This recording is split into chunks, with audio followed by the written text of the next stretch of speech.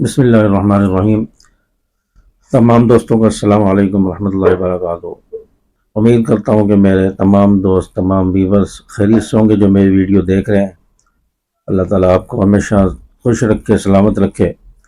آج کی ویڈیو میں ہم بات کریں گے کہ شوال کے روزے جو 6 روزے رکھے جاتے ہیں ان کی بڑی فضیلت ہے۔ اس پر میں نے پہلے ویڈیو بنائی ہے، آپ دیکھ بھی سکتے ہیں۔ تو شوال میں 6 روزے رکھے جاتے ہیں۔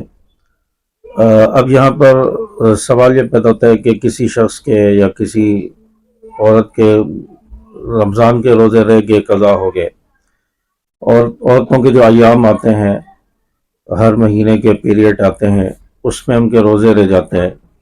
اسی طرح کوئی مرد ہے، وہ بیمار ہو گیا یا کوئی ایسا عذر لاحق ہو گیا جس کی وجہ سے روزے نہیں رکھ سکتا، اب اس کے رمضان کے روزے اس کے ذمے میں باقی ہیں، ان کی قضا کرنی ہے۔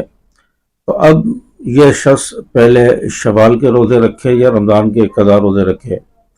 تو یہاں پر علماء کی جو رائے ہے تو اس میں یہ ہے کہ پہلے وہ رمضان کے قضا روزے رکھے، کیونکہ انسان کی زندگی کا کوئی بھروسہ نہیں ہے کہ موت کس وقت آ جائے۔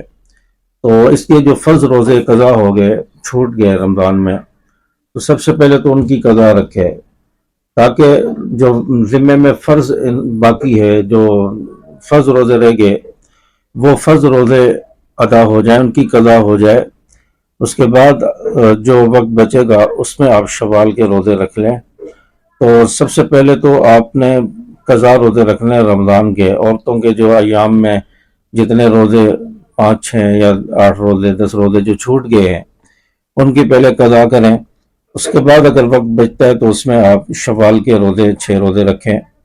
تو سب سے پہلے تو وہ قضا روزے وہ ضروری ہیں، تو اس لیے یہاں پر یہ مسئلہ بتانا بھی ضروری تھا کہ سب سے پہلے رمضان کی قضا کی جائے روزوں کی، اور اس کے بعد پھر شوال کے روزے رکھے جائیں۔